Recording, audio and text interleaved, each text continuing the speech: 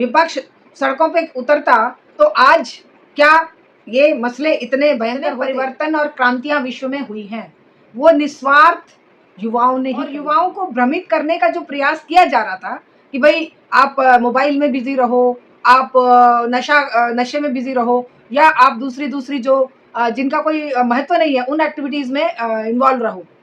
आज इस व्यवस्था के खोखलेपन ने उन युवाओं को बहुत निराश किया है और उस निराशा की अभिव्यक्ति दीपके जैसे मूवमेंट्स में हो रही है। अभिजीत दीपके कोई बहुत विचारशील, गुणवान या बहुत ही संघर्षशील या कोई बहुत ही आइडियोलॉजिकल सपोर्ट या कोई ऐसा कोई परिवर्तन का आगाज करने वाला तत्व दिखाई नहीं दे रहा है।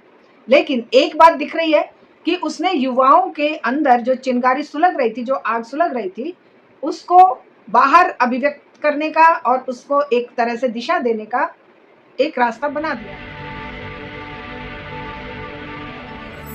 साथियों नमस्कार, मैं मेवालाल आपके साथ में आज बात करने के लिए हमारे साथ पूर्व प्रिंसिपल रही हैं, सोशल एक्टिविस्ट हैं। मैं आज इनसे समझने के लिए आया हूं कि जिस तरह से सरकार के गले का हड्डी अभिजीत दीपके जो कॉकरोच जनता पार्टी का संस्थापक हैं, वो अमेरिका में बैठ कर के कॉकरोच जनता पार्टी का उन्होंने पार्टी बनाया।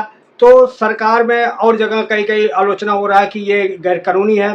भारत में ना रहकर अमेरिका से ये सब हो रहा है। और दूसरी तरफ जो अभिजीत दीपके काम कर रहे हैं, ये तो विपक्ष का काम था, लेकिन विपक्ष कमजोर होने के कारण आज इनको ये रिस्क उठाना पड़ रहा है। तो क्या विपक्ष कौन है?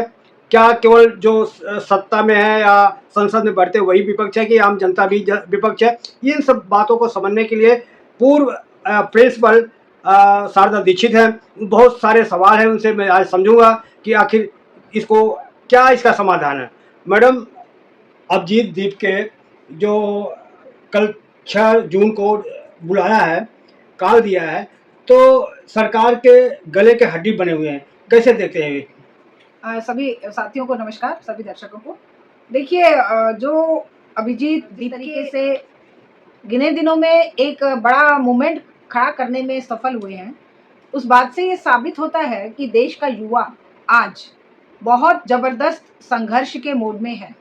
आज उसे रास्ता नहीं सूझ रहा है, जिसे नेतृत्व देना चाहिए था, जिसके विचार चिंतन को लेकर युवा पीढ़ी को जागरूक बनाना चाहिए था, वो विचार चिंतन कहीं पर गायब है, कहीं पर दफना दिया गया है इस व्यवस्था के द्वारा। और युवाओं को भ्रमित करने का जो प्रयास किया जा रहा था कि भाई आप मोबाइल में बिजी रहो, आप नशे में बिजी रहो, या आप दूसरी जो जिनका कोई महत्व नहीं है उन एक्टिविटीज में इन्वॉल्व रहो।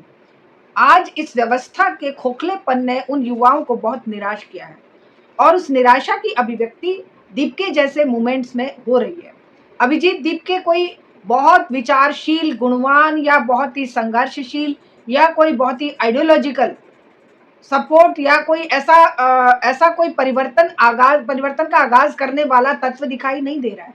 लेकिन एक बात दिख रही है कि उसने युवाओं के अंदर जो चिंगारी सुलग रही थी, जो आग सुलग रही थी, उसको बाहर अभिव्यक्त करने का और उसको एक तरह से दिशा देने का एक रास्ता बना। कॉकरोच जनता पार्टी जो कि एक जोक में या मजाक में बनी, उसको जिस तरीके से युवाओं का सपोर्ट मिल रहा है, समर्थन मिल रहा है, इस बात को ये साबित करता है कि युवा आज नेतृत्व ढूंढ रहा है, युवा आज समाधान ढूंढ रहा है, युवा आज घोर हताशा और निराशा के गर्त में जा चुका है। तो इस बात को लेकर हमें कोई शक व शुबहा नहीं है कि युवा आज खड़ा हो रहा है, हुंकार भर रहा है इस व्यवस्था में परिवर्तन लाने के लिए। लेकिन ये व्यवस्था क्या करेगी? ये इस तरह के झुंझुने पकड़ाए जाएंगे। पहले भी 2-3 बार झुंझुने पकड़ाए गए हैं। आज़ादी के आंदोलन को अगर छोड़ दें तो आज़ादी के बाद जितने भी आंदोलन हुए हैं, वो उनकी परिणति सत्ता परिवर्तन में होकर वही सत्ता की अंधी गलियों में भटक गया है युवा। आज भी ऐसा ही कुछ होता दिखाई दे रहा है, लेकिन फिर भी हम इस प्रयास के, युवाओं के इस जोश के, युवाओं के व्यवस्था परिवर्तन के लिए आवाज उठाने के इस जज्बे के साथ खड़े। मैडम, आज सवाल ये है मैडम कि अभिजीत दीपके जो काम कर रहे हैं, ये काम तो विपक्ष का था। विपक्ष केवल मलाई खाने के लिए है, आप केवल ये जो युवा है इनको झोंका जाएगा? देखिए, असल में दुनिया में परिवर्तन लाने का काम कभी भी सत्ता के लोभी लालची लोगों ने नहीं किया है। परिवर्तन और क्रांतियां विश्व में हुई हैं, वो निस्वार्थ युवाओं ने ही करी है।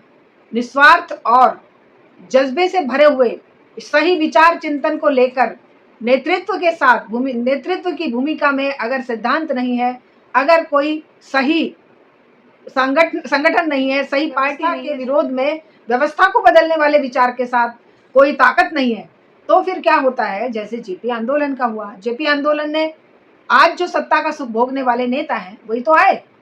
क्या परिवर्तन लाए वो देश में? जातिवाद को बढ़ाया, धर्मांधता को बढ़ाया, गरीबी वहीं की वहीं रही, युवाओं की बेरोजगारी का कोई समाधान नहीं दे पाए, क्योंकि ये जो पूंजीवादी व्यवस्था है आज इसके पास समाधान बचा नहीं है, टोटके बचे हैं। अब कैंसर के पेशेंट को अगर आप फोड़े पर मलहम लगा के कहोगे कि जा तू ठीक हो गया, तो वो ठीक नहीं होता है। वो उस दर्द को कुछ समय के लिए भूल जाता है, लेकिन वो दर्द कई गुना बढ़कर सामने फिर आता है। जेपी आंदोलन का जो हश्र हुआ, अन्ना आंदोलन का जो हश्र हुआ, ये सारे इस बात के द्योतक हैं कि ये व्यवस्था किसी भी आंदोलनकारी ताकत को आगे आकर व्यवस्था से भिड़ने नहीं देगी, व्यवस्था को बदलने तक नहीं जाने देगी। ये केवल उस व्यवस्था में ही मलाई खाने के लिए लोगों को अंधी गलियों में चुनाव की झोंक देंगे। अभी देखिए ना, किसान आंदोलन को भी चुनाव की अंधी गलियों में धकेल दिया। किसान नेताओं को भी कहा आइए पंजाब में चुनाव है, चुनाव लड़िए, यूपी में चुनाव है, चुनाव लड़िए। तो चुनावी राजनीति की अंधी गलियों में विपक्ष भटका हुआ है।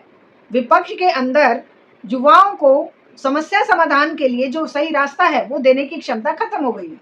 इसलिए युवा आज अभिजीत दीपके जैसे लोगों के आंदोलनों में अपनी पूरी शिरकत करने के लिए तैयार है और पूरा जोश और जज्बा लेकर उसके साथ खड़ा होने के लिए तैयार है। बस भय इसी बात का है कि फिर से एक आंदोलन के नाम पर युवाओं के साथ कोई धोखा ना हो जाए, फिर से व्यवस्था परिवर्तन, भ्रष्टाचार खत्म हुआ था ना। उस समय कहा गया, जेपी आंदोलन में कहा गया कि संपूर्ण व्यवस्था परिवर्तन, उस समय भी नारा दिया गया था कि कांग्रेस हटाओ देश बचाओ। फिर गरीबी भगाओ का नारा इंदिरा गांधी ने दिया। फिर अभी अन्ना आंदोलन में भी भ्रष्टाचार भ्रष्टाचार भ्रष्टाचार खत्म करो। क्या आएगा? लोकपाल लोकपाल लोकपाल आएगा तो भ्रष्टाचार खत्म हो जाएगा। इसी तरह से अभी की ये जो बात है, अभी जो अभिजीत का जो मुद्दा है, बहुत भ्रष्टाचार है, सारी संस्थाओं में है। जब सत्ता ही भ्रष्टाचार के दलदल में फंसी हुई है, सत्ता में जाने वाला ही भ्रष्टाचार भ्रष्ट माध्यमों से धन बटोर कर वोट बटोरता है। धन का जो उसके पास स्रोत है वो क्या है? कॉर्पोरेट है। और कॉर्पोरेट को क्या चाहिए? मुनाफा। और मुनाफे के लिए वो क्या चाहेगा कि उसके फेवर की सरकार हो। वो सरकार जितने दिन उसको वो सारी चीज़ें प्रदान करेगी, देश को बेचने के, संसाधनों को बेचने के और उसके मुनाफे को बढ़ाने के जितने भी काम करेगी, उसी में वो खुश रहेंगे, वरना बदल। मैडम, मैं आपसे जानना चाह रहा हूँ कि क्या जो अभिजीत दीपके हैं, इनको बीजेपी से और आरएसएस से बात करना चाहिए और जो अमित शाह, इनसे बात करना चाहिए? देखिए, ये तो एक मतलब रहस्य है। क्या पता ये आरएसएस और बीजेपी और अमित शाह और इन सब के सहयोग से ही एक तरह का सेफ्टी वॉल्व के रूप में युवाओं के गुस्से को रिलीज करने का तरीका बना दिया गया हो। क्या मांग ये है कि ये भ्रष्ट हो चुकी, सड़ चुकी व्यवस्था को ही उखाड़ फेंकना है? क्या मांग ये है कि युवाओं की जो ऊर्जा है, युवाओं का जो यौवन है, युवाओं का जो पूरा का पूरा गोल्डन ईयर्स ऑफ लाइफ है, वो सारे के सारे या तो एग्ज़ाम की तैयारी में जाते हैं, एग्ज़ाम भ्रष्टाचार की भेंट चढ़ जाते हैं, पेपर लीक की भेंट चढ़ जाते हैं। अगर मान लो पेपर लीक ना होके पेपर सही हो भी गया तो रिजल्ट आने में 6 महीने साल भर लग जाते हैं। नौकरी की बता रही हूँ मैं, शिक्षा का तो हो ही रहा है, शिक्षा का तो एनटीए और ये जो एजेंसियां हैं हर स्तर पे बर्बाद कर ही रही हैं। नौकरी के एग्जामों के साथ भी यही खेल हो रहा है। एग्जाम हो जाता है, एग्जाम का रिजल्ट नहीं आता है। मैडम, मेरा सवाल ये था मैडम कि जैसा कहा जा रहा है कि इनको अगर मान लो वहाँ आएंगे प्रदर्शन करने के लिए तो आपको परमिशन लेना पड़ेगा, तो वो कह रहे हैं कि मैं अगर आता हूँ तो एयरपोर्ट से ही मुझे गिरफ्तार कर लिया, जो आशंका जाहिर कर रहे हैं। तो वो कह रहे हैं कि मैं जाऊँगा पार्लियामेंट थाने में, वहाँ परमिशन लूँगा और फिर प्रदर्शन करूँगा। तो वही मैं कह रहा हूँ कि कई लोग लगा रहे हैं, क्या इस तरह से अगर अमित शाह से बात करते हैं तो क्या समाधान निकलेगा? ये मैं आपसे जानना चाह रहा हूँ। हाँ, देखिए, वहाँ बैठे हुए वो परमिशन की बात कर रहे हैं। हो सकता है ऑनलाइन परमिशन का प्रोविजन तो है, ऑनलाइन परमिशन ली जा सकती है। और अगर ये साहसिक कदम वो उठा रहे हैं और युवा उनके साथ खड़ा है, तो ये एक, भले ही ये जो धर्मेंद्र प्रधान को हटाने की मांग के साथ खत्म होने वाला आंदोलन ये ना बने, ये हो सकता है ये आंदोलन और भी बहुत सारी, क्योंकि आंदोलन की आंधी किसी एक मुद्दे तक सीमित नहीं रहती, अगर वो रियल में युवाओं का जोश, जज्बा और गुस्सा आता है।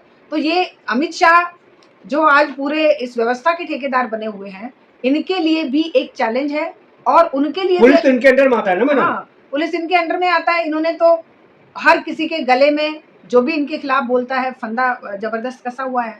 अगर उस फंदे को कसने का काम दीपके के ऊपर भी करते हैं, और जो युवा उसके साथ खड़ा है वो अगर विद्रोही हो जाता है, वो अगर बगावत पे उतारू हो जाता है, तो हो सकता है। मैडम एक सवाल और आपसे जानना चाह रहा हूँ, क्या अगर वो आदमी कोई अगर आंदोलन में आता है, अगर उसको डर है कि मुझे जेल दिया जाएगा, हमको लाठी मारेगा, तो ऐसे डर आदमी को आंदोलन में नहीं उतरना चाहिए, आपका क्या मानना है? आंदोलनकारी कभी भी ऐसे पुलिस की लाठी, गोली और जेल से आतंकित नहीं होते। कभी भगत सिंह नहीं हुए, कभी नेताजी सुभाष चंद्र बोस नहीं हुए, कभी चंद्रशेखर आज़ाद नहीं हुए, और लाखों क्रांतिकारी नहीं हुए। और इसी तरह से अगर हम देखें महात्मा गांधी नहीं हुए। तो सत्ता की लाठी से भयभीत होकर कोई आंदोलन लड़ा नहीं जा सकता। लेकिन ये भी बात पक्की है कि उतनी ताकत, उतना जज्बा क्या हमारे अभिजीत दीपके और उनकी जो टीम है, जैसा कि लग रहा है, अगर वो टीम सचमुच में आंदोलनकारी है, जिस तरह से किसानों ने लाठियां खाई, पानी की बौछारें झेलकर भी वो अड़े रहे, तरह तरह के एलिगेशंस के साथ लगे रहे, ये जज्बा अगर अभिजीत दीपके में आता है और उसकी टीम में आता है, तो हम भी उनको सलाम करते हैं, हम भी उनके साथ खड़े हैं। लेकिन अगर ये कहीं धोखा बनकर किसी और दिशा में आंदोलन चला जाता है, तो वो भी एक सोचने की बात है। लेकिन फिर भी एक मृत समाज के अंदर जागरूकता लाने का, एक पूरे सड़ चुके दलदल में एक कंकड़ फेंकने का काम अभिजीत दीपके ने किया है, और इस बात के लिए हम उनको बधाई देते हैं। और देखते हैं 6 तारीख को, कल 6 तारीख है, क्या होता है। अगर ये गिरफ्तार होते हैं, ये गिरफ्तारी का अगर मान लो इनको ये एश्योरेंस मिला है कि तुम्हें गिरफ्तार नहीं किया जाएगा, तभी ये वहाँ से इतनी हिम्मत करके आ रहे हैं, वरना तो आराम से आकर भी कर सकते थे। लेकिन अगर इनको ये पूरा विश्वास है कि अपने इस डिमांड को सक्सेसफुली पूरा करवा पाएंगे, हो सकता है एश्योरेंस हो, इसमें भी हमें थोड़ा सा सोचने की बात है। अगर ये भी बात है कि वो प्रधान को हटा देंगे, कि शिक्षा मंत्री को हटा देने से क्या शिक्षा व्यवस्था जो सड़ चुकी है, गल चुकी है, जो बर्बाद हो रही है, वो लाखों स्कूल जो बंद कर दिए गए हैं, जिस तरीके से रोज पेपर लीक हो रहे हैं, क्या ये सारी समस्याएं प्रधान के जाने से खत्म होगी? ये इस पर गहनता से, गंभीरता से विचार करने की बात है। मैडम एक चीज़ और जानना चाह रहा हूँ आपसे, क्या जैसे अभिजीत अमेरिका में बैठ के पार्टी का शुरुआत करते हैं, तो ये गैर कानूनी है कि ये संवैधानिक है? ये देखिए, आंदोलन का कोई भी प्रारूप संवैधानिक तो होता ही नहीं है। संवैधानिक और गैर कानूनी मतलब संवैधानिक और गैर कानूनी तमगा देकर ही आंदोलनकारियों पर लाठियां बरसाई जाती हैं। आप कितने भी परमिशन ले लीजिए, आप कितने भी संविधान के दायरे में रह के आवाज़ उठा लीजिए, अगर नंगे को नंगा आपने कह दिया, राजा को नंगा कहने की हिम्मत कौन कर रहा था? वो लड़का कर रहा था छोटा सा। वरना राजा के साथ तो सभी उसकी हाँ में हाँ मिलाने वाले होते हैं, सभी संविधान का पालन करने वाले होते हैं कि हम तो संविधान का पालन कर रहे हैं भाई। ये संवैधानिक पालन करते करते ही तो आज सारी समस्याएं विकराल रूप धर चुकी हैं कि हम संविधान परमिशन नहीं देंगे कि आप हमारे खिलाफ बोल सको। कोई भी अपने खिलाफ बोलने की परमिशन कैसे देगा? तो आंदोलनकारियों को तो उसके खिलाफ चलना पड़ता है। लेकिन मैडम वो अमेरिका में बैठ कर पार्टी का वो करता है, उसका बनाता है, तो क्या भारत से बाहर बना सकता है? ये मैं आपसे जानना चाह रहा हूँ। देखिए, भारत से बाहर ही जो काम हुआ है, नेताजी सुभाष चंद्र बोस ने भी तो भारत से बाहर आईएनए की स्थापना करी थी। भारत से बाहर, और पार्टी तो उसने बनाई नहीं है, वो पार्टी तो बना भी नहीं सकता। पार्टी तो धरातल पर उतरे बिना, जब तक जनसमर्थन और युवा साथ में नहीं आएगा, जब तक कि वो पूरा एक प्रोसेस फॉलो नहीं करेगा, और खाली पार्टी बना देने से मूवमेंट हो जाएगा क्या? ऐसे बिना किसी सॉलिड विचार के, और विचार दो ही तरह के हैं, एक विचार है पूंजी का पोषक और एक विचार है जनता का पोषक। या तो वो जनहितैषी है, जनता का पोषक है विचार, तो उस विचार के साथ जनता रातों रात खड़ी हो जाएगी। और अगर वो विचार पूंजी का पोषक है और उसने जो है भेड़ की खाल में मतलब शेर की खाल में भेड़िया है, तो वो भी पता चल जाता है। तो ये जो वैचारिक जो चिंतन है, वैचारिक जो ताकत है, वो ताकत अगर नहीं है, तो कोई भी पार्टी भी खड़ी होगी तो वो भी चुनावी दलदल में फंसेगी और जनता का कल्याण नहीं कर पाएगी। बाहर बैठकर कोई पार्टी बना सकता है कि नहीं बना सकता है, उसका क्या संवैधानिक प्रारूप होगा, इस बात की बहस है ही नहीं। क्यों? क्योंकि वो कह रहे पार्टी तो मैंने बनाई नहीं। वो तो आजकल इंटरनेट का युग है, एक सुर्रा उसने छोड़ा, एक विचार उसने फेंका, लाखों जो है वो उसके करोड़ों सब्सक्राइबर हो गए, फॉलोअर्स हो गए, और उससे जो है सत्ता को ये लगा कि भाई ये तो बहुत ज़्यादा हमसे आगे निकल गए, तो वो चैलेंज उनको लगा। और उस चैलेंज को वो किस तरह से आप देख रहे हैं, मीडिया ने 24 घंटे या कई कई दिन तक तो उसकी बात ही नहीं करी, है ना। और अब हम देख रहे हैं कि आरएसएस के अंदर से भी उसके समर्थन के लोग सुर उठ रहे हैं, और हमारे उपराष्ट्रपति महोदय भी उनके समर्थन में स्टेज पे खड़े होकर कह रहे हैं कि लोकतांत्रिक है। तो कुछ ना कुछ तो कहीं ना कहीं तो शक करने की गुंजाइश है। एक चीज और थोड़ा मैं बताएं मैडम, विपक्ष में केवल जो सत्ता में वहाँ संसद में बैठते हैं वही विपक्ष है या आम जनता भी विपक्ष में आता है? आज ये 150 करोड़ जनता ही विपक्ष है। क्यों? क्योंकि विपक्ष और पक्ष पूंजीपतियों के सेवक हैं। पूंजी की गुलामी करने वाले कभी जनता के हितैषी नहीं हो सकते। वे कुछ देर के लिए जनता को भ्रमित करके चुनावी दलदल में वोट तो मांग सकते हैं, वो धर्म और जाति की राजनीति करके जनता को गुमराह तो कर सकते हैं। सत्ता के लोभी जनता को गुमराह करने की टैक्टिक्स ढूंढते हैं, वो झुंझुने ढूंढते हैं कि कौन सा बजा दे, इस बार की सारी वोट हमारे पास आ जाए, लेकिन वो जनता की समस्याओं का समाधान नहीं कर सकते। जनताओं का समस्याओं का समाधान केवल जनता को खुद विपक्ष बन के करना पड़ता है। इतिहास गवाह है, खुद जनता को सड़कों पर उतरे बिना पक्ष या विपक्ष अगर पूंजी का गुलाम है, क्योंकि आज ये व्यवस्था अपने अंतिम सांस गिन रही है, और अंतिम सांस गिनती हुई व्यवस्था से सिवाय उसके मवाद के, जहर के, बदबू के कुछ नहीं मिल सकता जनता को।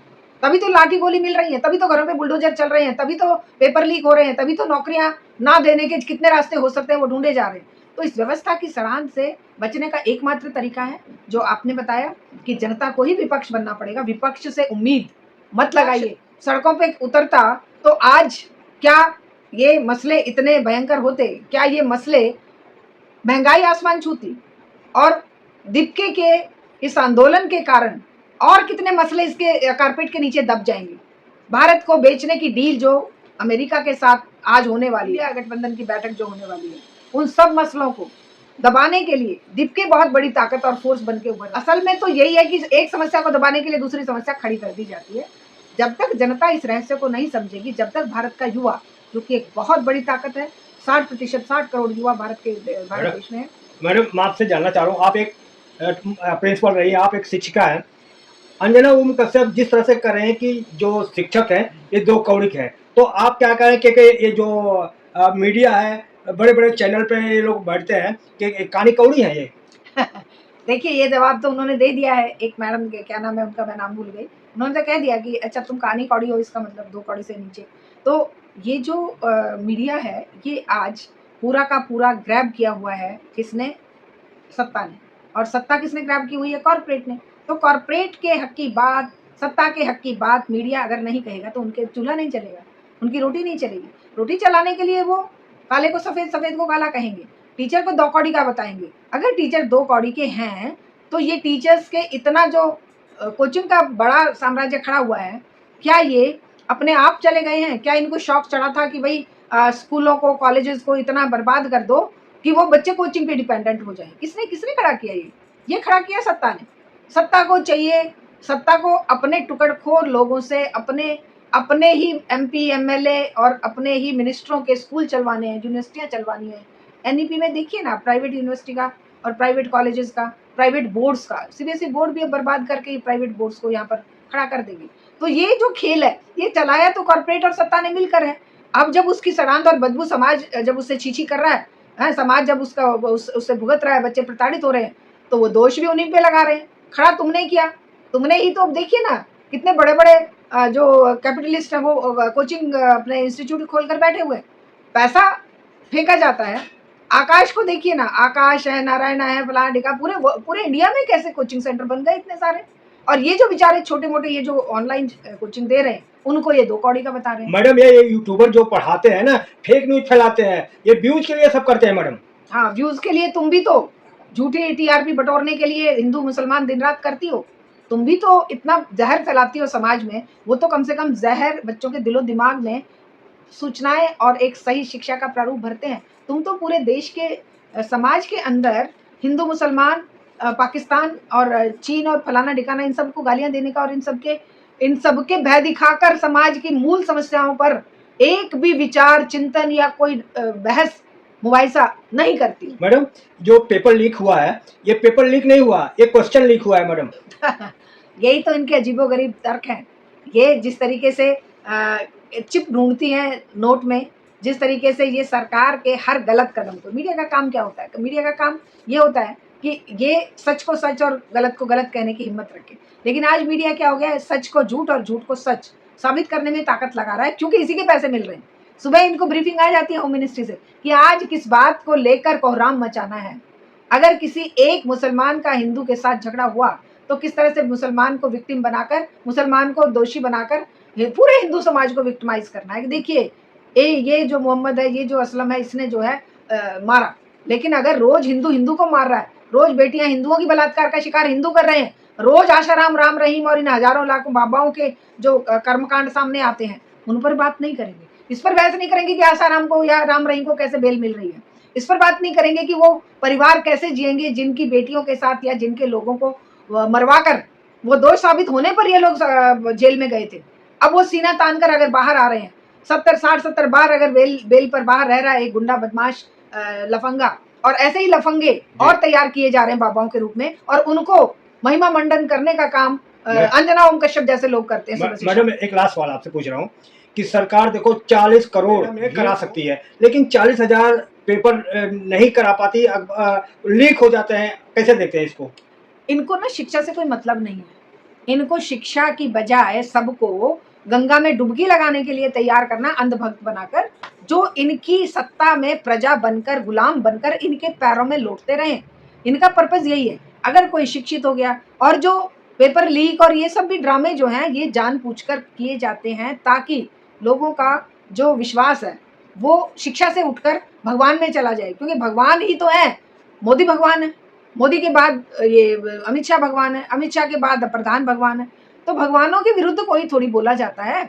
और ये जो शिक्षा को बर्बाद करने का एक जो पूरा का पूरा प्रोग्राम चल रहा है, नीति लागू करना हुआ, चाहे वो पेपर लीक हुआ, चाहे वो वीबीएस से जैसे बिल हुए, ये कोई मामूली बात नहीं है। ये पूरा इंटरनेशनल जो आदेश है, उस आदेश का पालन करते हुए कॉर्पोरेट को फायदा पहुंचाने के लिए ही ये सब तमाशे किए जाते हैं। और कुंभ मेले जैसे आयोजन तो ये सक्सेसफुली करवाएंगे, सक्सेसफुली तो वो भी नहीं करवाए, वहां पर भी लोगों को भगदड़ मचकर लोग मरे हैं, कितनी गंदगी फैली है, कितना मतलब विभत्स रूप जो है वो देखा गया है वहां पर, कितने गंगा का प्रदूषण देखा गया है। तो ये सारी बातें इस समाज को, इस भारतवर्ष को पूरे विश्व में शर्मिंदा कर रही हैं। लेकिन हमारे जो सत्ता के ठेकेदार बनकर बैठे हुए हैं सत्ता में, वो बेशर्मी का चोगा पहनकर बैठे हैं। उन्हें कोई फर्क नहीं पड़ता, क्योंकि उनकी वाहवाही के लिए चारण भाटों की तरह, जैसे राजा महाराजाओं के चारण भाट होते थे, वैसे ही जो मीडिया लगा। मैडम पेपर लीक तो कांग्रेस के भी शासन में होता था, लेकिन बीजेपी क्यों बदनाम किया जा रहा है? देखिए, कांग्रेस कौन सी दूध की धुली थी? कांग्रेस अगर पेपर लीक या दूसरे मतलब 10% करती थी, तो ये तो 100 से भी ऊपर पहुंच गए, ये तो 500% पे पहुंच गए। एक मान लो कोई चोर था, ये कह रहे हम डाकू हैं, हम तो सीना तान के डाका डालेंगे और अगर कोई बोलेगा तो गोली से उड़ा देंगे। ये डाकू हैं, वो चोर थे, वो चोरी छिपे कुछ होता था और वो फटाक से इस्तीफा देके हो जाते थे। बॉम्बे में वो जो ताज होटल में घटना हुई, कितने इस्तीफे हुए थे?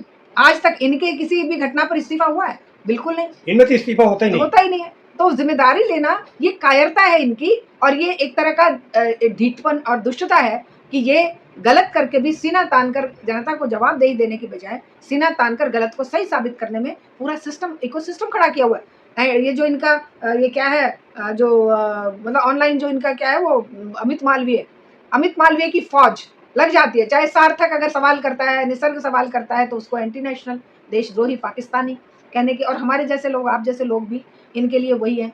केवल ये मुट्ठी भर लोग जो सत्ता के मलाई खा रहे हैं और जो आम जनता का खून चूस रहे हैं, यही देशभक्त हैं, और सारी जनता देशद्रोही है। जो बच्चे दिन रात मेहनत करके कई साल ड्रॉप करके अपना एनटीए का एग्जाम देने के लिए, ना इसकी नीट का एग्जाम देने के लिए तैयारी करते हैं, और एनटीए जैसी भ्रष्ट संस्था हर एग्जाम को लीक करवा के कुछ गिने चुने लोगों को ऊपर पहुंचाने के लिए, एक विशेष विचारधारा के लोग ही पूरे देश में राज करें और कॉर्पोरेट उस विचारधारा के दम पर यहाँ लूट मचाए। इसी साजिश के तहत पेपर लीक हो रहे हैं, इसी साजिश के तहत सीबीएसई बोर्ड बर्बाद किया जा रहा है, इसी साजिश के तहत हायर एजुकेशन के वीबीएस से जैसे बिल लाए जा रहे हैं। लेकिन ये जनता, और खास करके हमारे जैसे जो बुद्धिजीवी वर्ग के लोग हैं, हमारे जैसे जो all India save education committee जैसे संगठन जो पूरे देश भर में शिक्षा को बचाने की मुहिम चलाए हुए हैं, वो जरूर जनता को ये समझाने में सक्षम होंगे कि व्यवस्था के खिलाफ लड़िए, लोगों के खिलाफ लड़ने से कुछ नहीं होगा। धर्मेंद्र प्रधान को हटा देने से कोई बहुत तीर नहीं मार लोगे। असल बात है कि इस व्यवस्था के ऊपर जो लोग बैठे हैं उनको हटा देने से नहीं होगा। इस व्यवस्था को उखाड़ फेंक कर जनहितैषी व्यवस्था मतलब बैठानी पड़ेगी, तभी समाधान होगा। चलो मैडम, आपको बहुत बहुत धन्यवाद, आपने समय दिया। तो साथियों, किस तरह से आप देख सकते हैं कि मैडम ने जो अभिजीत दीपके हैं और जो इस तरह से पेपर लीक हो रहा है अंजना मोम कश्यप को जवाब दिया। आपको कैसी लगी बातचीत और मैडम का प्रतिक्रिया? आपको जरूर जवाब देना चाहिए। मैडम का विश्लेषण, हमारा प्रयास आपको कैसा लगा, आप क्या सोचते हैं, आप अपने कमेंट बॉक्स में जरूर लिखें। मैं मेवालाल, नमस्कार, दिल्ली।